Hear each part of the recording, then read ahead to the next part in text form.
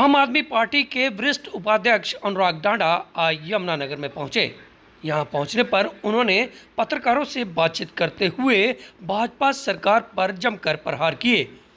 संदीप सिंह मामले को लेकर उन्होंने सरकार को हर तरफ से घेरने का प्रयास किया, तो वहीं हुड्डा पर भी उन्होंने सवाल खड़े कर दिए।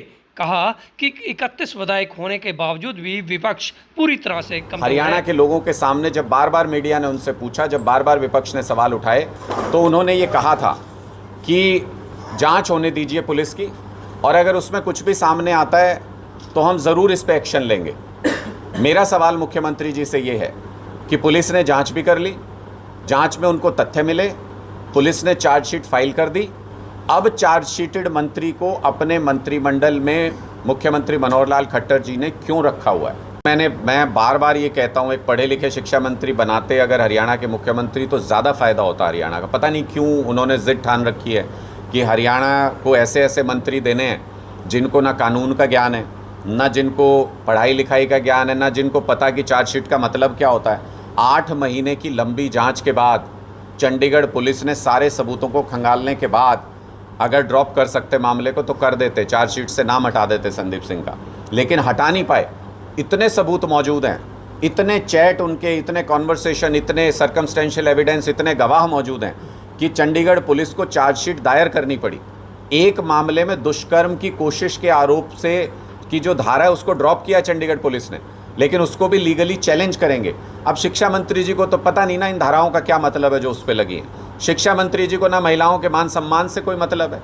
वो तो अपनी ज़ुबान में आप उनसे पूछ लीजिएगा, किसी महिला ने ऐसा आरोप लगाया है, उनका जवाब क्या होगा? वो ऐसे बोलते हैं, हाँ तो लगाया होगा, हाँ तो होता है ऐसा। तो अरे होता नहीं है ऐसा, हरियाणा में नहीं होता। मुझे नहीं पता ये कौन से मुल्क से और कौन से प्रदेश से आए हैं, कैसे बातें करते हैं। ऐसा हरियाणा में नहीं होता है। अगर कोई मंत्री किसी पद पे बैठा है तो उसको अपनी जिम्मेदारी को समझना पड़ेगा, उसको अपनी जिम्मेदारी को निभाना पड़ेगा, और अगर नहीं निभाएंगे तो उनको पद छोड़ना पड़ेगा। ये लोकतंत्र है, जनता की राय के हिसाब से चलना पड़ता है। क्योंकि भारतीय जनता पार्टी जिद पे अड़ी हुई है कि अगर हमारा कोई व्यक्ति, उनका नेता, अगर महिलाओं के खिलाफ किसी आरोप में दोषी पाया जाता है या आरोपी होता है, वो पीछे हटने को तैयार ही नहीं है। वो अपने मंत्री, अपने विधायक के साथ खड़े हो जाते हैं, अपने नेता के साथ खड़े हो जाते हैं। ये कोई इत्तेफाक नहीं हो सकता कि पूरे हिंदुस्तान में जहां भी महिला उत्पीड़न का, छेड़छाड़ का कोई मामला आता है, वहां पे आरोपी भारतीय जनता पार्टी का ही नेता क्यों होता है। और ये भी इत्तेफाक नहीं हो सकता कि हर ऐसे मामले में भारतीय जनता पार्टी नेता के साथ क्यों खड़ी हो जाती है, कहीं पर भी पीड़िता के साथ क्यों नहीं खड़ी होती। ऐसी स्थिति में स्पष्ट नजर आता है कि ये भारतीय जनता पार्टी के नेताओं का, भारतीय जनता पार्टी का महिला विरोधी चरित्र है, जिसकी वजह से देश को अपमान झेलना पड़ा। तो मैं ये उम्मीद तो करता हूँ, उनके पद का सम्मान करते हुए, उनकी उम्र का सम्मान करते हुए, मैं ये उम्मीद करता हूँ उनसे कि स्पष्ट तौर पे जनता के सामने आके ये बताएंगे कि अब क्यों नहीं बर्खास्त कर रहे। 1 मिनट भी ऐसा मंत्री उनको कैसे बर्दाश्त है जो उनके अपने प्रदेश की, जिसके वो मुख्यमंत्री हैं, उनके प्रदेश की बेटियों के साथ छेड़छाड़ का, बेटी के साथ छेड़छाड़ का आरोपी हो, जिसके खिलाफ चार्जशीट दायर हो गई हो, जिसके खिलाफ जांच में सबूत पाए गए हों, ऐसे व्यक्ति को वो अपने मंत्रिमंडल में कैसे बर्दाश्त करें, उनको बताना चाहिए। लेकिन हमारा विपक्ष तौर पे, क्योंकि आप देखिए, लोगों ने भारतीय जनता पार्टी और जेजेपी की गठबंधन की सरकार बनी है प्रदेश के अंदर, और विपक्ष में 31 विधायक कांग्रेस के भी चुन के भेजे हैं। मैं इस आधार पे कह रहा हूं कि विपक्ष मजबूत होना क्यों ज़रूरी है, क्यों इनकी दादागिरी चल रही है। जिस दिन आरोप लगा उसी दिन इस मंत्री का इस्तीफा होना चाहिए था, उसी दिन ओलंपिक्स के संघ के जो अध्यक्ष, हरियाणा ओलंपिक संघ के, उस पद से हटना चाहिए था।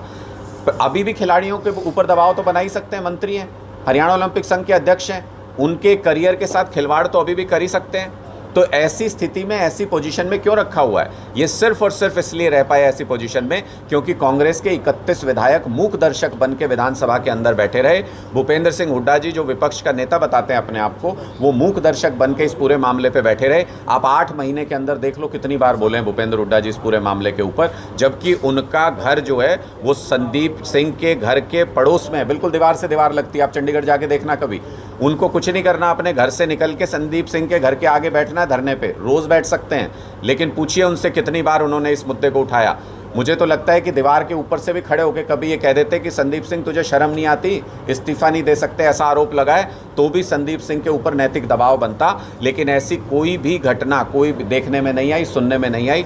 इसलिए मैं कहता हूं कि कमज़ोर विपक्ष अभी तक ये कारण रहा कि भारतीय जनता पार्टी निरंकुश हो गई और आम आदमी पार्टी अब मजबूत विपक्ष बनके सड़क पे विपक्ष की भूमिका निभा रही है। हमने सड़क पे संघर्ष करके वो बात मनवा ली जो विधानसभा में 31 विधायक होते हुए भी कांग्रेस चार्जशीट दायर नहीं करा पाई 8 में।